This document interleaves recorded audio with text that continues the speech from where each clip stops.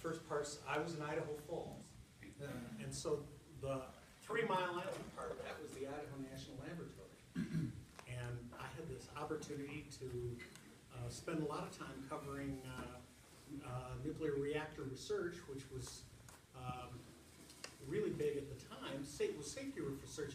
In fact, within a few months of my getting there, they decided to melt down a reactor out at the INL on purpose to make it. They were trying to reconstruct the 3 Mile Island accident, and so I got there, and these scientists, engineers, we were all sitting there watching this. Watching the gauges go up as the heat went all the way up to like 1,000 degrees. And so they got exactly what they wanted. They melted down the fuel and then turned it down and shut it off. And they all cheered and they pulled out the champagne. You know, where in America would a bunch of people pull out champagne because they just melted down a reactor? I mean, that's one of the, so that was kind of my introduction. This is a different place. This is, this is a neat state. Then I covered the 1988 fires in Yellowstone. And I don't know if any of you remember, but they burned about 1 million acres. It was at the biggest fire at the time. And, we thought, gee, there hadn't been a fire like that since 1910, so probably we won't see another fire like that again for a long time. Well, it turns out that was the beginning of about 25 years of fires that I've gotten to cover all across the West, and we've had many giant fires like that. It's kind of in Idaho, I think we've been averaging about 600,000 acres a year since 1992 of fires, and there's a whole lot of reasons. Part of the reason is, we stopped fire since 1910. We did everything we could to put out every fire we could. But our forest ecosystems were evolved in fire, and they regularly, like here in Boise Front, they regularly burned every 8 to 30 years. And that what happened historically was that would burn out the understory, and then the larger ponderosa pines, as you know, have that thick bark, and they'd survive, and so that would keep the area, those big trees, from burning up, and so we ended up. So that was one thing. We were no longer taking out that understory. Then the second thing, of course, is that it's gotten a lot hotter over time, and particularly hotter in July. That's what the scientists tell me, is that that hot July, those degrees in July, and then in the fall, we have warmer falls. So now our fire seasons, and this isn't just in Idaho, this is across the country, our fire season now begins early in the year and doesn't end until the snow goes out. So that has triggered, and then I didn't even talk about the what's going on in the sagebrush, and that's right now. In fact, I just wrote a story this week that will run on Wednesday about sagebrush. But it used to be that sagebrush burned every about 30 years, and when it had burned about a few hundred acres, and so you had this patchy burn that was the historical, natural way things happen. Well, sometime in the late 1800s, early 1900s, cheatgrass from the Eurasian steppe came in here, and they brought it in. It's an invasive plant, and it's an annual instead of like the bunch grasses that are native. Their root systems, they're there all the time. They just come back from the roots every year. But the cheatgrass comes from the seed every year. It starts out. So its natural way of, its natural evolution is based on the idea that it grows up in the spring, and then as soon as it gets hot and dry in June, it dries out and it starts burning. Well, it burns hot, and it essentially takes over the ecosystem. So now we have all this sagebrush, but we've also had it completely transformed, particularly in Idaho and Nevada in the last 30 years. Big chunks of it of former sagebrush steppe have now been replaced by this much more frequently burning cheatgrass. And so it's a completely different ecosystem. It's not as productive. It doesn't have, it doesn't provide cover for all those animals. It isn't particularly good for ranchers. But the way that our society right now it addresses it, the way that it really came to our attention was because of the Endangered Species Act. Now, I wrote a book back in 1993 called Saving All the Parts, which was about the Endangered Species Act. And the Endangered Species Act is the most powerful law, environmental law, ever written anywhere in the world. And what makes it so powerful is a provision they call Section 7, which requires every federal agency has to, any act it does, anything it does that may affect an endangered species, it has to consult with either the Fish and Wildlife Service or the National Marine Fisheries Service, depending on what the species is, about how that activity affects the animal. And most of the time, it's really not a big deal, because most of the time, most of the industries, businesses, and things that have to deal with it, they just have to make small changes and it works. But sometimes it's serious. And the other thing that happens is that if you would put it off a while, if you get out ahead of things, you can fix it without destroying the industry. You can fix it because people can make those kind of adjustments that work. So in terms of the sage grouse, this is this bird that depends. It's solely dependent on the sagebrush steppe ecosystem. So if there's no sagebrush, there's no sage grouse. Well, there used to be millions of sage grouse. Today, scientists said in just a few years ago there was only 200,000. Well, now 200,000 is not a low number when you think about like birds in Hawaii. There's only like sometimes less than 10 of a species left. So back in 2010, environmentalists were suing. They were trying, frankly, they wanted to just stop grazing. And the sage grouse seemed like a great tool to do that. But when when the Fish and Wildlife Service made their ruling, they said, yes, indeed, this species is threatened, but we've got a lot of other species that are much higher priority. So they listed it as warranted to be an endangered species, but precluded. So what that meant was Section 7, the law I was telling you about, the section of the law that is so powerful, it didn't go into effect. But what it did do was force all of the agencies and all of the people who could be affected by this law to begin putting together a conservation plan. That was back in 2010. And we've known about the problems of of cheatgrass and about sagebrush, probably for about 30 years. But it really took, this threat of the Endangered Species Act coming into play to kind of get people going. And so, anyway, that has forced all of this stuff that's kind of coming right now because, well, first, last year, Congress did not want them. Congress is getting kind of fed up with the way the Endangered Species Act is carried out. But as fed up as they aren't ready to really sit down and make the tough decisions. And they're also very divided, and as you know, Congress right now can't really do a whole lot of things. So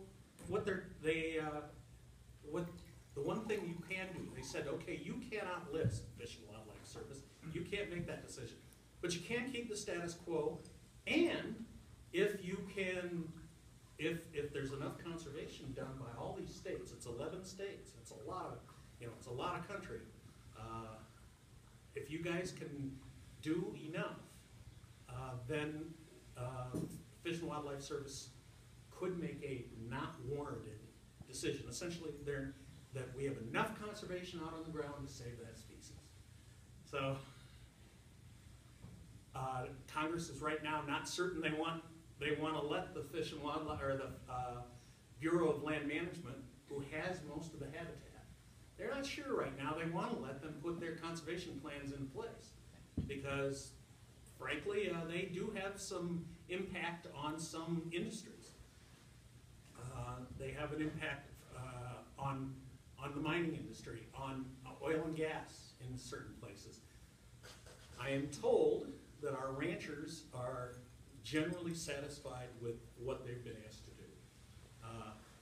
But it's a really hard call for Governor Otter, who actually has taken a pretty good leadership role in this. He went out and got all the different groups together, and they put together their own Idaho plan.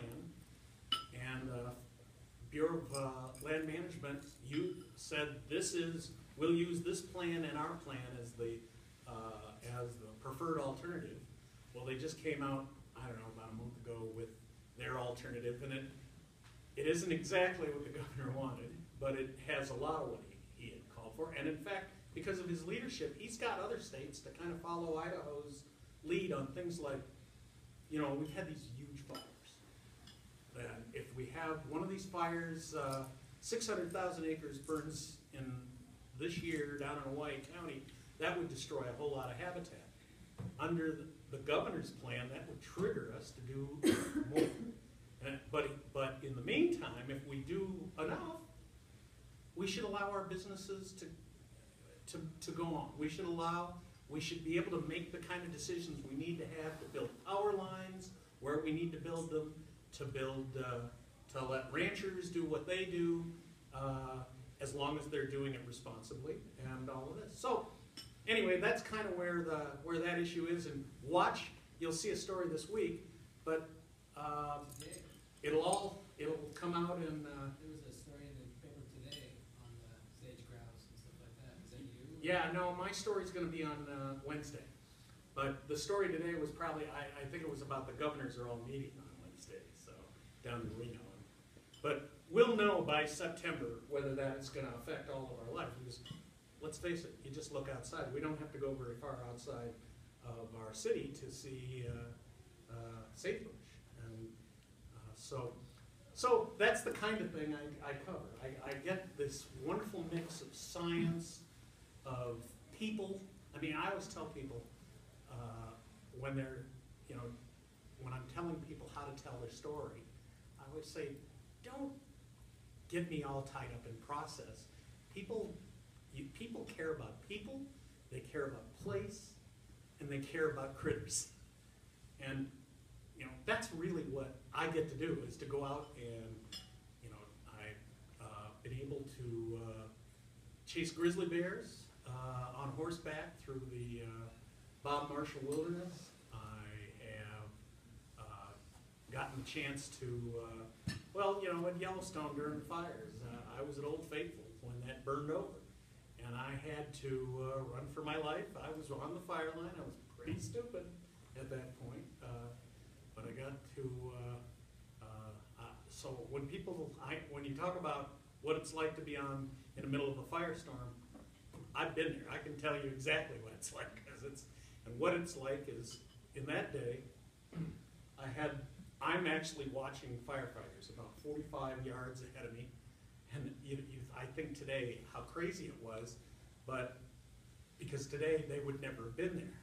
But 25, 26 years ago, they were standing there cutting line in front of 200-foot flames. And the fire was at that moment, they felt comfortable because the wind was blowing to the south. And so they were sitting there just to the east of that, cutting that line. Well, suddenly, I feel on my back the wind. It's just suddenly without, and then I look down, and there's all kinds of leaves and stuff. They're heading towards these firefighters. And what had happened was the fire itself suddenly was now taking control of the weather. And what it does is it starts sucking all the oxygen out of the surrounding area. And seconds, in moments, it went from my watching that leaves on the ground to black as night, and the sound of like locomotives or like a covey of jets. It was just super loud. And now, there's now firebrands, which are, burning embers, but as big as bowling balls going by my head. And I'm like, at this point, now I know I'm really in trouble. And I don't know what to do because unfortunately I'm not with a professional fire boss as I'm supposed to be. In fact, I had kind of run away from all the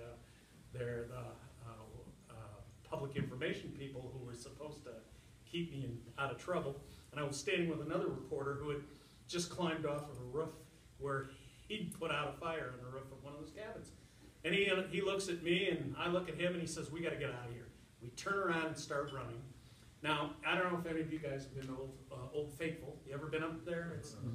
So you know that big parking lot in front of the Old Faithful Inn? Well, I am now right on the highway to the west of that, and what today is Snow Lodge, but in those days there was nothing there. There were a bunch of little cabins and trees. I'm running through these trees, and as fast as I can, and there's a little creek, and I jump over this creek, and I get to that big parking lot, and it's a total chaos. There's a whole bunch of satellite trucks, from all the networks. In fact, NBC News was broadcasting Tom Brokaw's newscast right at that moment. And it's just crazy. And I'm scared now, I have to tell you. I'm in total panic mode because I've got this fire. And I turn around and I had some notes in my pocket. And they dropped out and they were heading towards the fire. And my partner says to me, "I thought you were going to go back for him."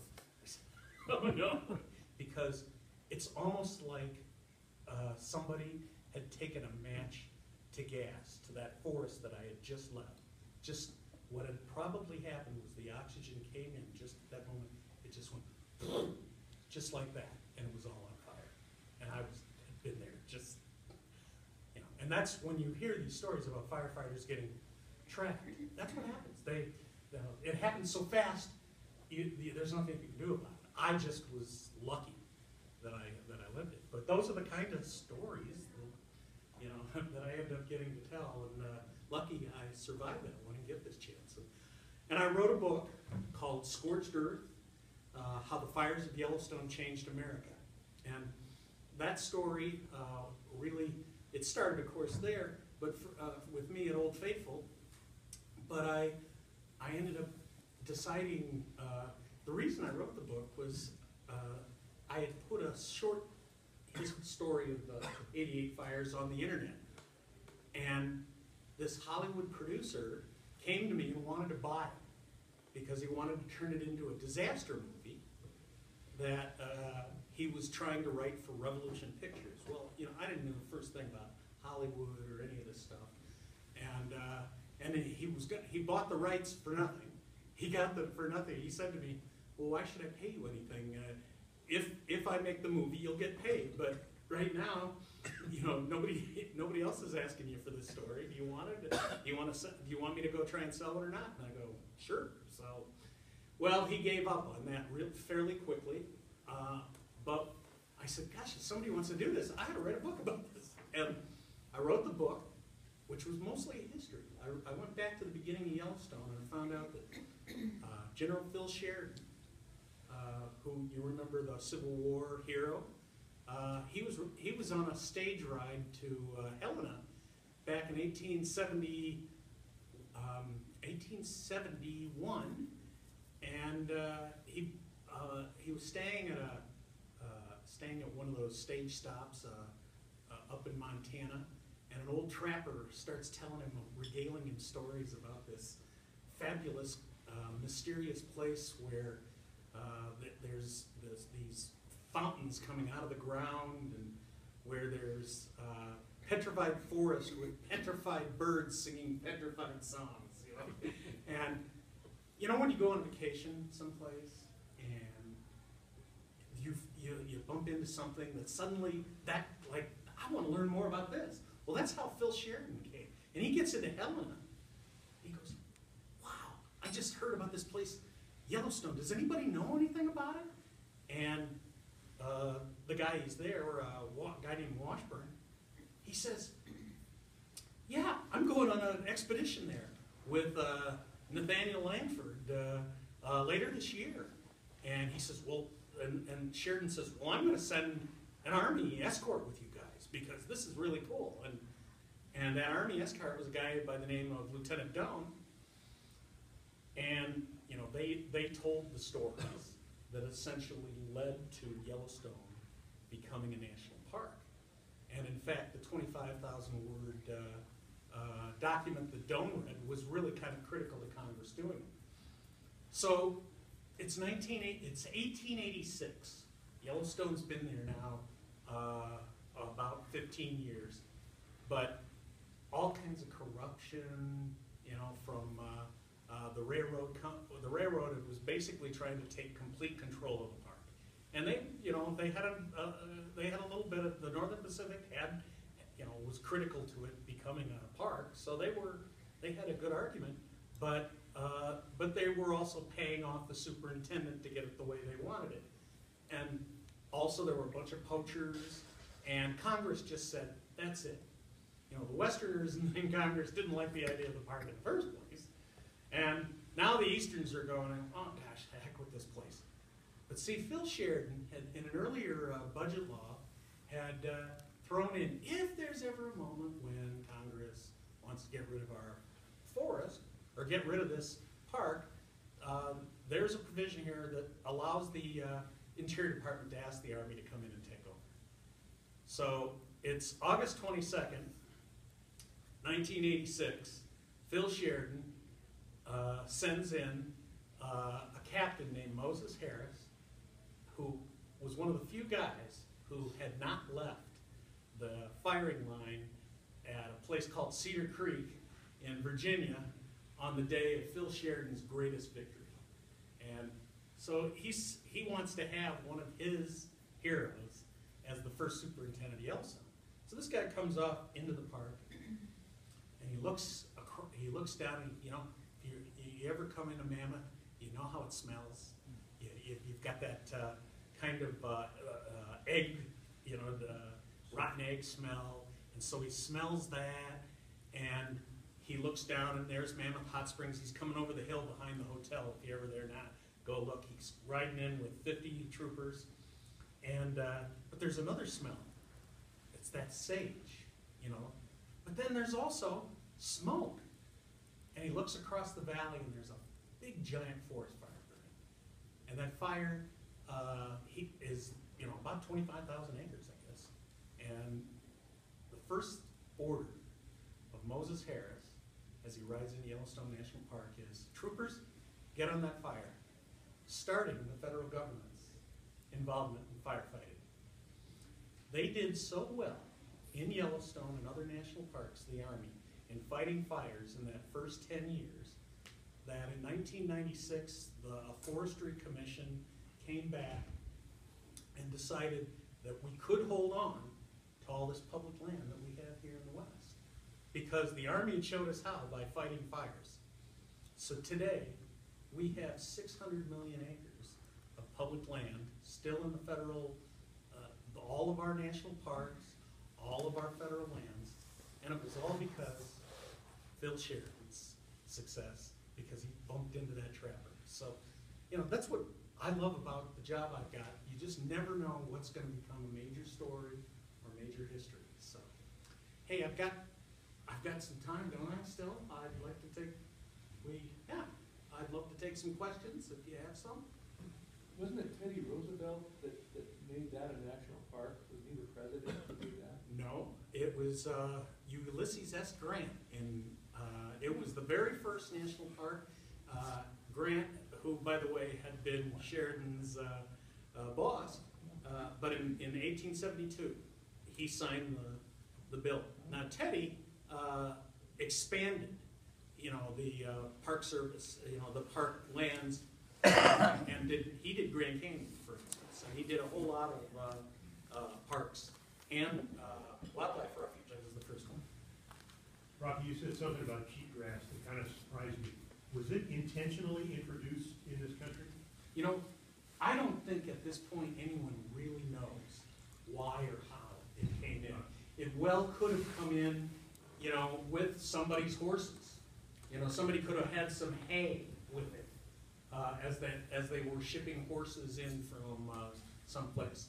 Nobody really has the connection, and that's why it's hard to sit and blame.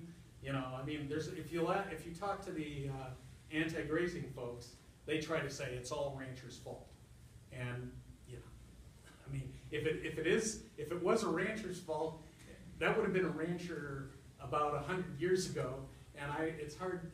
Should we blame everybody who's made all kinds of mistakes in their family's past?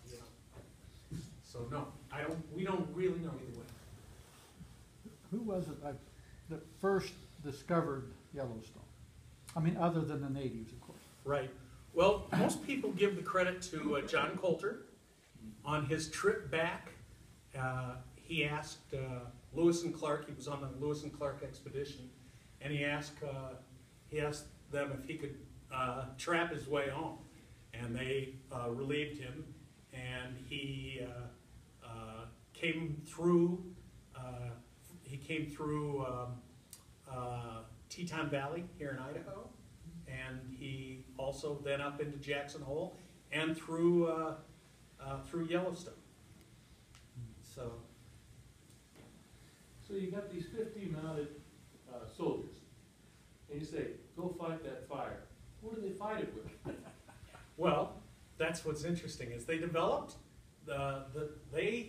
those first 50, they had shovels and they had buckets, and we know from experience now, how good were they? I don't know, but now remember, we're also talking about lodgepole pine forest, and I watched that very area burn in September of '88, and that day I think it was September 9 of 1988.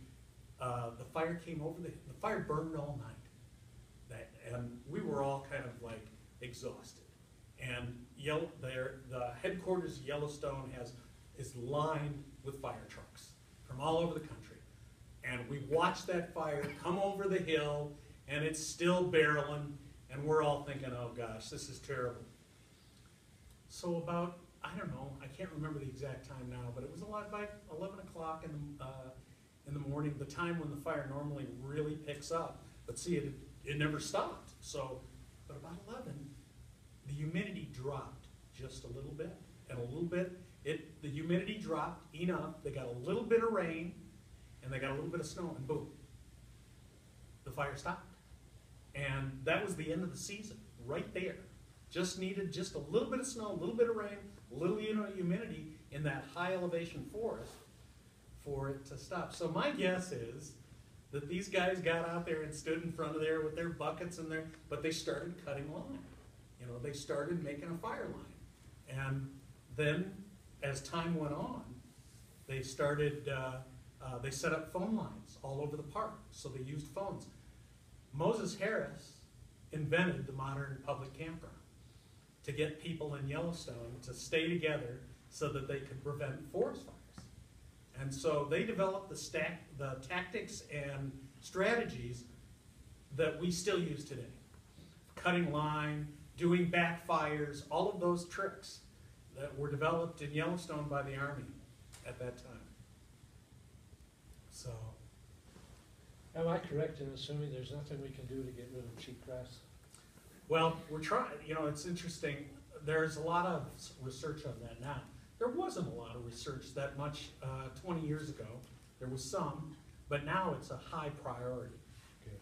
So, there are some herbicides, there are some strategies that they can do. But because the one nice thing about it is dependent on seeds, and that seed needs a base. I mean, it needs some place to grow into. So, for instance, if it's hard pan, and there is a crust, a biological crust that forms in our deserts, if over time that crust keeps the seeds out. So it's kind of conserving and building that crust is one way to do that.